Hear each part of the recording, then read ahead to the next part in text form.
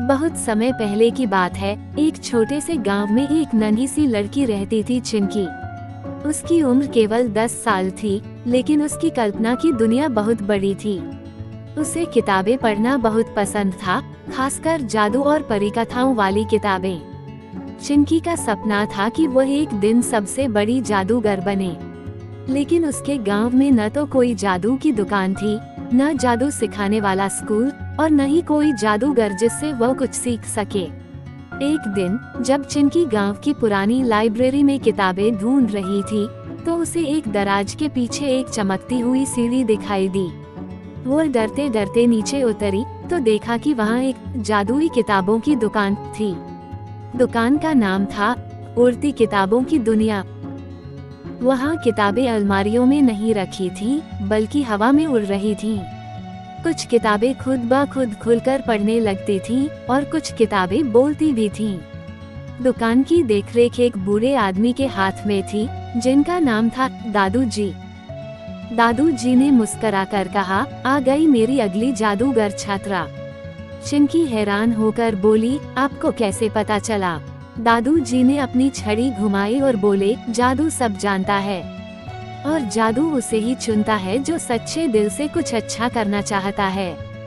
दादू जी ने चिंकी को सिखाना शुरू किया कि जादू कोई खेल नहीं, एक जिम्मेदारी है। उन्होंने कहा, हर जादू की किताब में एक रहस्य छिपा है, लेकिन उसका इस्तेमाल तभी करना चाहिए जब तुम्हारे इरादे नेक हों। चिंकी ने सबसे पहले सीखा चीजों को उड़ाना। वह अपनी किताबों को हवा में नचाने लगी। फिर उसने सीखा बातें करने वाली पेंसिल, जो खुद लिख सकती थी। धीरे धीरे चिंकी को जादू पर भरोसा होने लगा, लेकिन उसे अभी असली परीक्षा का सामना करना बाकी था। एक रात गांव में तेज तूफान आया। हवा में अजीब सी सरसराहट थी। अगले दिन गांव के लोग घबराए हुए थे। गांव की सारी किताबें गायब हो गई थीं। स्कूल की लाइब्रेरी, घरों की किताबें, यहाँ तक कि चिंकी की अपनी किताबें भी। चिंकी दौड़कर उड़ती किताबों की दुनिया पहुंची, लेकिन वहाँ सन्नाटा था। दादू जी गायब थे। दुकान की किताबें टूटी हुई जमीन पर पड़ी थीं, और दीवार पर किसी ने लिखा था, जादू अब मेरा है, ज़ोलाक।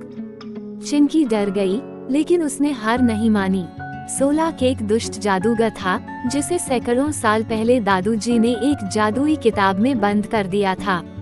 लेकिन किसी ने गलती से उस किताब को खोल दिया, और अब ज़ोलाक आजाद था। ज़ोलाक का मकसद था दुनिया से सभी किताबें चुराकर ज्ञान को खत्म कर देना। वह चाहता था कि लोग कुछ न सीखें, ताकि वह उन पर राज कर सके। अब चिंकी का मकसद था, 1. दादू जी को ढूंढना, 2. ज़ोलाक को रोकना, 3. गायब किताबों को वापस लाना। उसने अपने साथ ली बोलती पेंसिल, उड़ती किताब, ज्ञानमाया, और अपनी सबसे प्रिय किताब, दिल से किया जादू।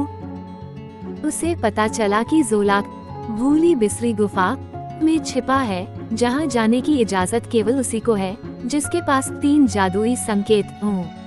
चिंकी ने पहला संकेत एक पहेली से पाया, जहां बच्चे खेलते हैं और कहानियों में खो जाते हैं। वहां एक पत्ता गिरता है जो रहस्य बताता है। वह स्कूल के पुराने बरगद के पास गई। वहां एक चमकदार पत्ता मिला, जिसमें लिखा था, सच्चे दिल से मांगी गई मदद सबसे बड़ा जादू होती है। दूसरा संकेत उसे तब मिला जब उसने एक अनजान बच्चे को भूख से रोते देखा। चिंकी के पास सिर्फ एक चॉकलेट थी, लेकिन उसने वो बच्ची को दे दी। अचानक हवा में एक पंख सी चमक आई और एक आवाज आई, तुमने बिना जादू के जादू कर दिया। दूसरा संकेत तुम्हारा हुआ। तीसरा संकेत उसे तब मिला जब उसने अपनी किताब दिल से किया जादू को एक बूढ़े आदमी को दे दी, जिसे पढ़ना नहीं आता था। उसने सोचा, अगर यह किताब उन्हें खुशी दे सकती है, तो मेरा काम पूरा हुआ। पलक झपकते ही किताब चमक उठी और तीसरा संकेत सामने आ गया। अब चिंकी के पास गुफा में जाने की चाबी थी। गुफा के अंदर अंधेरा था, दीवारें खुद ब खुद सरसराकर बोलती थीं। चिंकी ने डर को हराकर गुफा पार की। वहाँ ज़ोलाक एक ऊंचे पत्थर पर बैठा था, और उसके चारों ओर हजारों किताबें कैद थीं। ज़ोलाक हंसा, एक नन्ही बच्ची मुझे रोकेगी? चिंकी ने कहा, तुम जादू को बंद नहीं कर सकते, क्योंकि असली जादू सिर में नहीं, दिल में होता है। सोलाक ने अपनी काली छड़ी हवा में घुमाई और आग का गोला फेंका। चिंकी ने अपनी किताब ज्ञान माया को खोला और आग हवा में गायब हो गई। फिर जोलाक ने चिंकी को उड़ने से रोका, लेकिन बोलती पेंसिल ने अपने आप एक मंत्र लिखा। जिसने ज्ञान छीना, वो खुद ही अज्ञान में डूबेगा। अचानक जोलाक की सारी ताकत खत्म होने लगी। वह चिल्लाया, नहीं, ये कैसे हो सकता है। चिंकी ने तीनों संकेतों को जोड़ा और एक उजाला पूरी गुफा में फैल गया। सोलाक फिर से किताब में कैद हो गया। दादू जी एक पत्थर के पीछे से बाहर आए। उन्होंने कहा, तुमने आज साबित कर दिया कि असली जादू दिल से आता है।